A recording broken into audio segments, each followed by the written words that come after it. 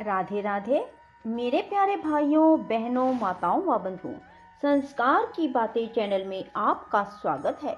बंधुओं, आज मैं आपके लिए लाई हूँ संकष्टी चतुर्थी के दिन संकष्टी चतुर्थी व्रत कथा।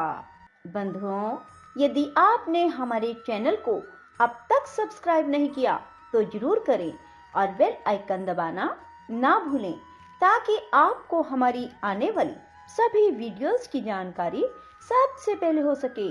बंधुओं, वीडियो को पूरी सुनने के बाद कमेंट बॉक्स में जय गणेश भगवान जरूर लिखें। बंधुओं, आप सभी मेरे साथ मिलकर बोलो, गणेश भगवान की जय हो। बंधुओं, कथा को पूरे एकाग्र मन से सच्ची निष्ठा के साथ ही सुनना। आपके सभी संकट दूर होंगे। आपको जीवन में कभी भी धन की कमी नहीं होगी।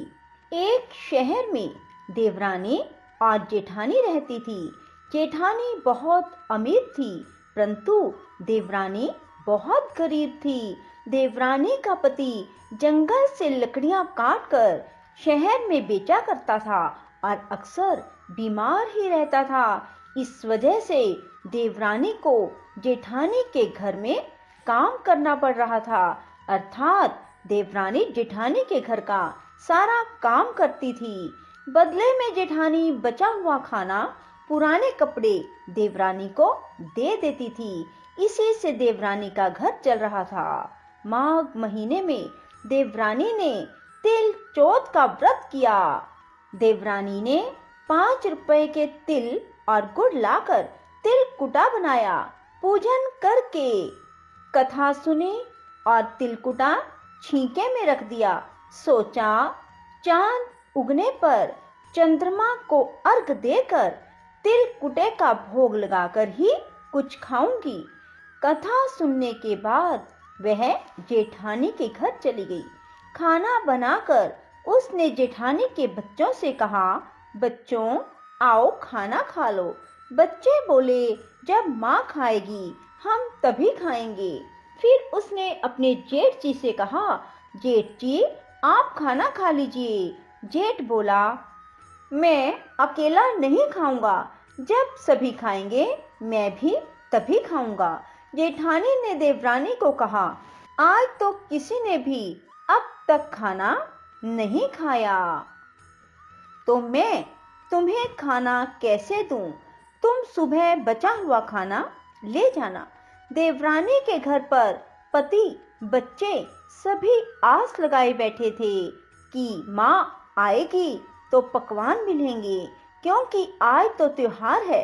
जब बच्चों को पता लगा कि आज तो रोटी भी नहीं मिलेगी तो बच्चे रोने लगे। उसके पति को भी बहुत गुस्सा आया। कहने लगा, सारा दिन काम करके भी रोटी नहीं ला सकती तो काम क्यों करती हो? पति ने अपनी पत्नी को कपड़े धोने के धोबने से पीटा। धोबना टूट गया तो उसने पट्टे से पीटा। वे बेचारी गणेश जी को याद करती हुई रोती रोती पानी पीकर सो गई। उस दिन गणेश जी उसके स्वप्न में आए और कहने लगे, धोबना पीटी पाटा पीटी सो रही है या जाग रही है? वह बोली, कुछ जाग रही हूँ, कुछ सो रही हूँ। गणेश जी बोले, कुछ खाने को दे दो। वह बोली, मेरे घर में तो खाने का एक दाना भी नहीं है। जेठानी जो बचा कुचा दे देती थी, आज तो उसने वो भी ना दिया। पूजा का तिलकुटा छींके में पड़ा है, वही खा लो।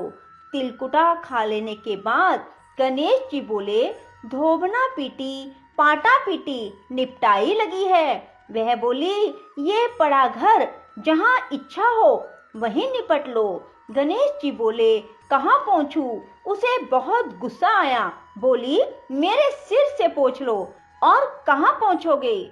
सवेरे देवरानी उठी तो देखकर हैरान रह गई। पूरा घर हीरे मोतियों से जगमगा रहा है। उसके माथे पर हीरे मोतियों के टीके जगमगा रहे थे।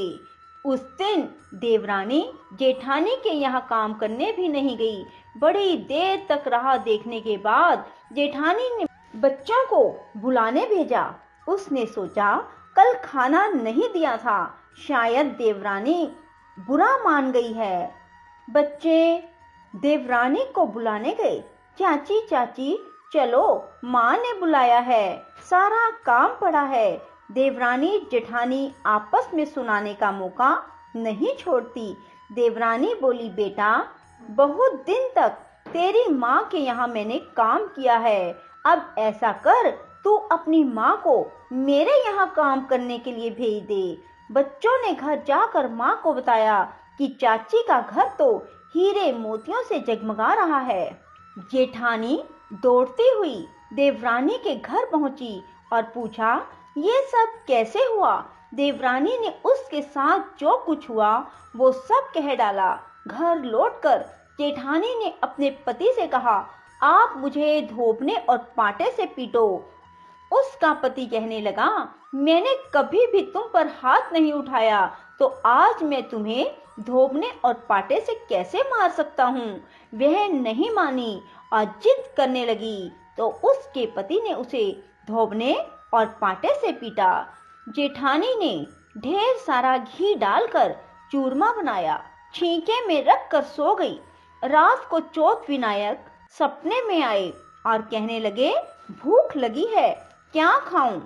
जेठानी बोली, गणेश जी महाराज, आपने देवरानी के घर तो सूखा चुटकी भर तिलकुटा खाया था, मैंने तो मेवे डालकर घी का चूरमा बनाकर छींके में रखा है, वही खा लीजिए। गणेश जी बोले, कहाँ निपटूं? जेठानी बोली, उसके यहाँ तो टूटी फूटी झोपड़ी थी, मेरे यहाँ तो महल है, जहाँ मर्जी निपट लो। गणेश जी ने पूछा, कहाँ पहुँचूं? जेठानी बोली, उसका तो गंदा माथा है, मैंने तो तेल लगाया है, मेरे माथे से पोंछ लो। धन की लोभी जेठानी सवेरे जल्दी उठी। सोचा घर हीरे मोतियों से भरा होगा, पर देखा सारे घर में गंदगी फैली थी, खूब बदबू आ रही थी, उसके सिर पर गंदगी लगी थी। हे गणेश जी महाराज, ये आपने क्या किया? मुझसे रूठे और देवरानी पर टूटे। जेठानी ने सफाई करने की बहुत कोशिश की, पर गंदगी और फैलती गई। जेठानी के पति को पता लगा तो वह बहुत गुस्सा हुआ और बोला, तेरे पास सब कुछ था, फिर भी तेरा मन नहीं भरता, देख तेरे लालच का नतीजा। परेशान होकर जेठानी गणेश जी से विनती करने लगी, मुआफी मांगने लगी। गणेश जी ने कहा, देवरानी से जलने के कारण और धन के लोभ से तूने जो किया, यह उसी का नतीजा है। इस प्रकार जेठानी को सबक सिखाते हुए गणेश जी ने अपनी माया समेट ली। देवरानी पर गणेश जी महाराज, जैसी आपने कृपा की, सब किसी पर करना। कहानी कहने वाले, सुनने वाले और हुंकारा भरने वाले सब पर कृपा करना। पर हे गणेश जी महाराज, जैसा आपने जेठानी के साथ किया, वैसा किसी के साथ ना करना। बोलो चौथ विनायक की जय हो, गणेश जी महाराज की जय हो। राधे राधे, जय श्री कृष्णा। बंधुओं, यदि आपको हमारी वीडियो पसंद आए तो इसे लाइक करें और शेयर भी जरूर करें। धन्यवाद।